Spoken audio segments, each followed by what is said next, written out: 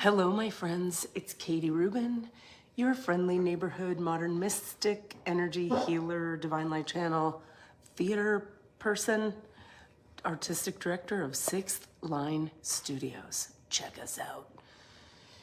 I have so much to say today. I have your 3-card spread here. We're starting, our first production is February and March of this coming year. If you're able to click the 2-minute GoFundMe video link below this video and just send $10, $20, $50 our way. I need to pay my actors and my lighting designer, my scenic designer, and all the people who are going to be involved in this awesome production. So that's a fun thing going on. Messaging you guys today from Albuquerque, New Mexico. I had a loss in my family this past week. My stepmother passed quite suddenly. Quite shockingly for all of us. So I've been supporting my dad and my sister by staying in Albuquerque for a bunch of days. And for anybody who knew Susan, we are having a ceremony this coming Wednesday. Hit me up if you need information about that. So, you know, it is a sad time, but it's also a profound time. I find that in people's transition moments, there's a real, I'm sure you guys have experienced this, where the family is unified and you come together and you find a new level of connection in the face of tragedy. It's like when hurricanes hit Florida and when, you know, natural disasters hit anywhere, death, anybody, all the time. It's happening, of course, all the time. And when it's personal to us, I just find that there's a heart expansion that occurs. And yeah, I just find myself awakening to the value of family in such a different way and really having empathy for some people that I've had a hard time during my life empathizing with, just feeling more empathy in general because my heart is just blown open by the loss of it. And it's a little hard to articulate why I'm going to say the next thing I'm going to say. Like, I'm not quite sure, except that, again, the heart has been blown open. And in the Sufi tradition, they talk about every deep spiritual awareness we come to or piece of awakening that occurs through our body, mind, organism happens through the portal of the heart. That is to say, there are, of course, people who study spirituality in a contemplative way, which is sort of thinking about ideas that you can certainly wake up to whatever if you're oriented in that way. I believe that whatever wakes people up, wakes people up. And if your orientation with your body mind is such that contemplative practice gets you there, fucking rock and roll. I do find that in my journey, the heart is the portal that gets me further than what my mind can get me to. And again, that's just me and how I'm made up. Point being, I just find myself really extra super duper double dog aware of the importance of loving ourselves and honoring our uniqueness, each of us. The diversity and the multiplicity within the unity is so important. I find myself wanting to contribute to the LGBTQIA plus community. I find myself wanting to be a better ally to people of color. I've tried sort of in the past to contribute to those communities, but I'll tell you, I think I just had so much of my own trauma healing to do that I just didn't have the bandwidth. And at this point in my life and with my stepmother's passing, I just find myself really ready, able, motivated to almost like join the human race more fully and contribute to all and any ostracized groups in this weird white capitalist patriarchy we live in.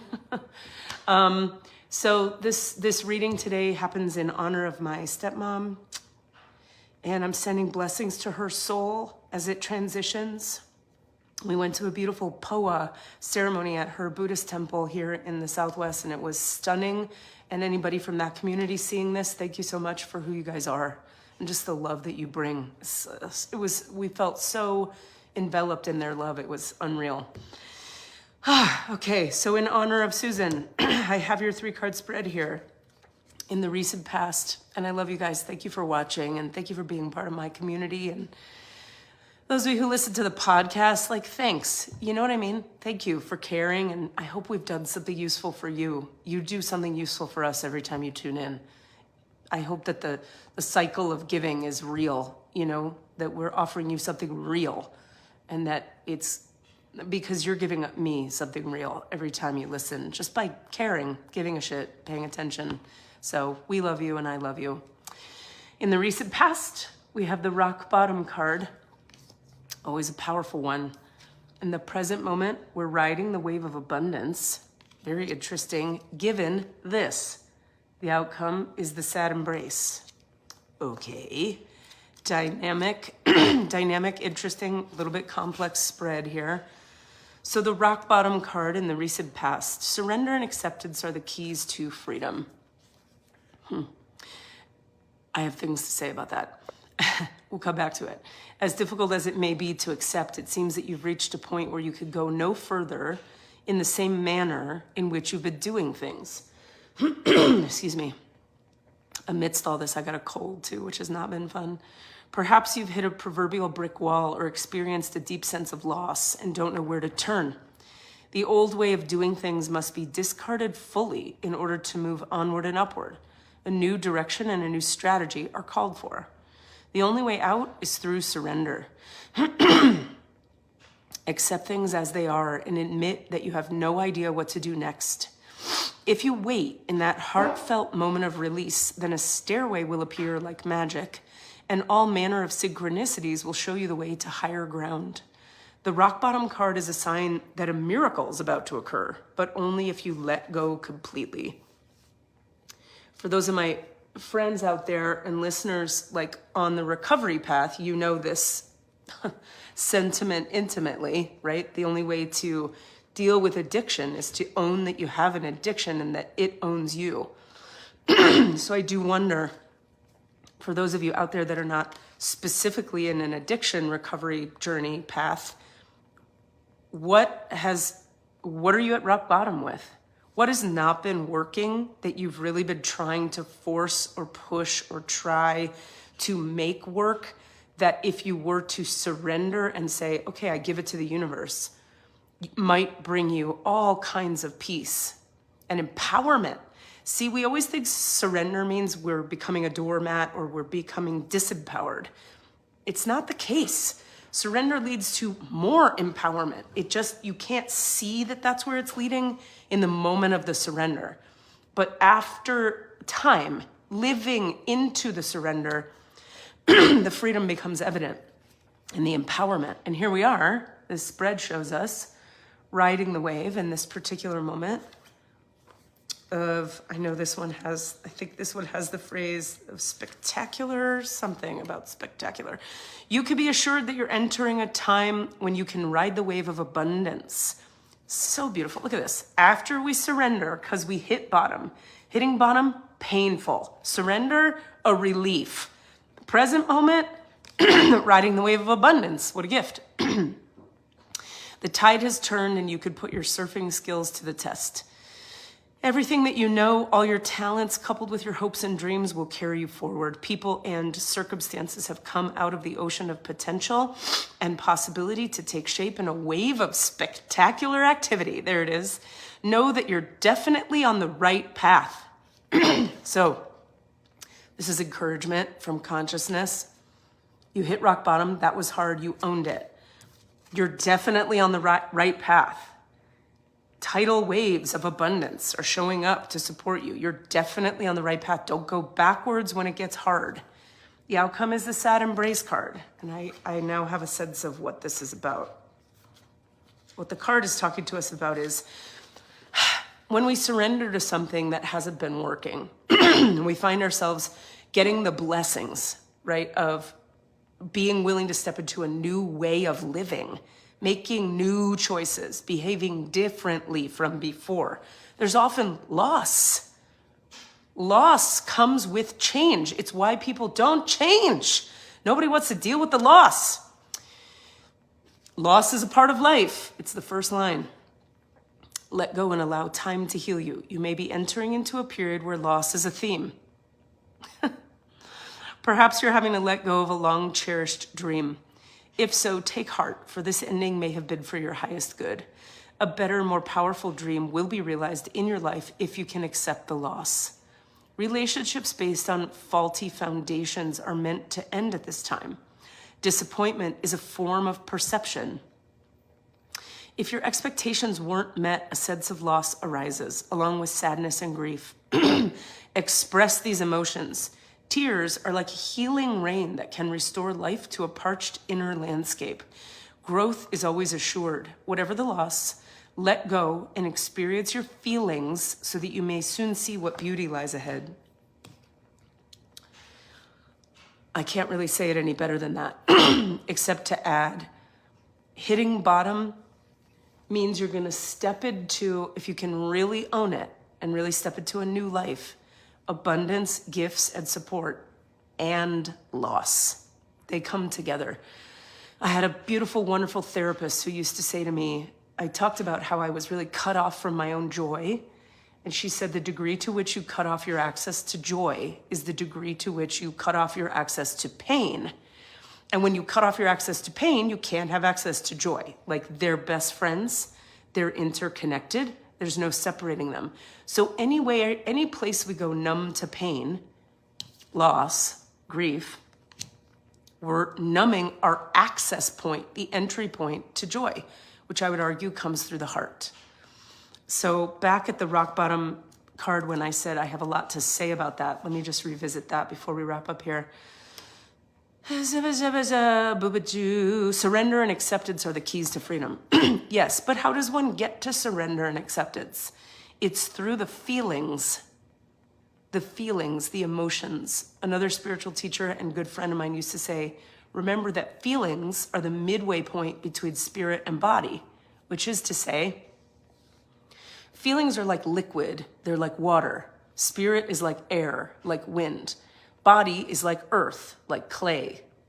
So what is the middle state? If you're turning clay into mist, it has to melt and become liquid before it can evaporate and become mist. So your feelings are the liquid that melts the clay of hardness on the heart. The feelings are also the liquid that gives the clay of you access to the mist of spirit. Never deny the value and the importance and the significance of your feelings. They matter so much. How you feel about a situation is everything. Now, the last thing I'll say for today is, Gail, I love you so much. Oh my God, it's so good to see you. I hope you could watch this one from the beginning. There's something for you in it. The mist, the liquid, the feelings, yes. What I want to say about feelings is that they're so important. They show us who we are and where we are in the moment, but they're not the end of the conversation. See, people like to take spiritual concepts like acceptance and surrender are the key to freedom. Okay, but how do you get there? Through the feelings. There's no way to them around. You could talk yourself into acceptance, which is great, but I promise you, for the full being to have acceptance, there's going to be grief. You're gonna have to grieve through the parts of you that don't accept. Why is that? Because that's how humans are made. And we misunderstand our makeup so intimately. I can tell you, Gail in particular is a part of my journey. There were things I believed and taught people years ago that I now, looking back, understand were elaborate attempts on my part to not have to feel.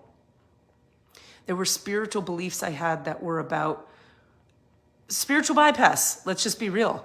So much stuff that's taught about empowerment in this world is taught through a spiritually bypassing lens.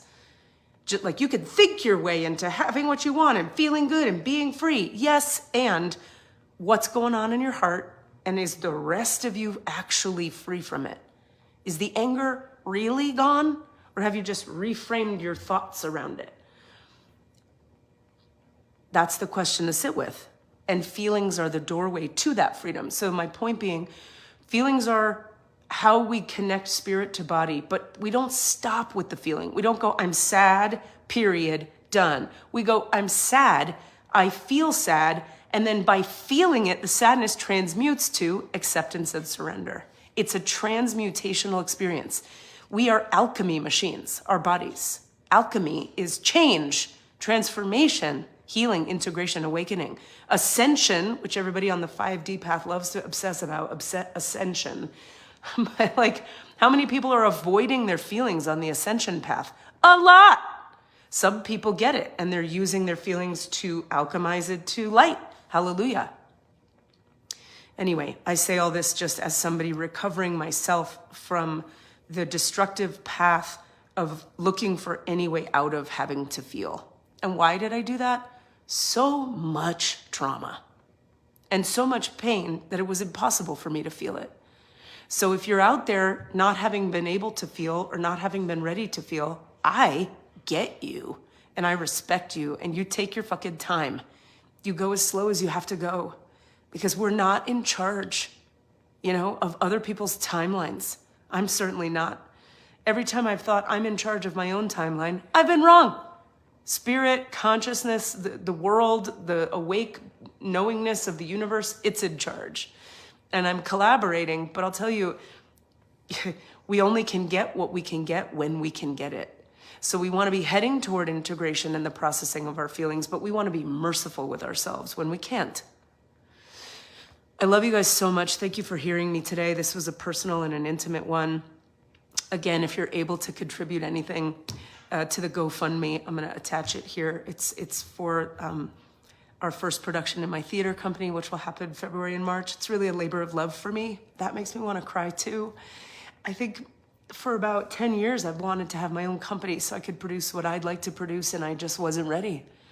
But I'm ready now, and I do need your support. It's a challenging thing to have an arts organization at this time in the world, and to be one that is inclusive and gives a shit about the needs of our artists and representation on stage. Very important to me. And we're going to do our best to be a theater that takes care of its people. My whole goal is that we be kind and excellent. I want kindness and excellent to coexist. And I'll tell you something to bring it back to point number one. My stepmother, who we lost this week, was kind and excellent. She had this beautiful gift for design. And everywhere she went, she made it more beautiful. She was always offering people rides, working at the animal shelter, saving 6,000 cats. We have so many cats at my dad's house, my God. She just gave a shit about things being beautiful, excellent, and kind. So how can we each go out into our days today and do our best to make some work that's kind and excellent? We don't have to sacrifice one for the other. I think that's been the problem with professional theater for a long time, is the people who were making excellent work believed like kindness wasn't relevant. They're like, the show goes on no matter what. And it's not about people's feelings and whatever. I think that's all fucking nonsense. I'm ready to be kind and excellent. That's my goal. And I'm going to fumble through it and do it imperfectly and be a human and talk to you guys about it twice a week.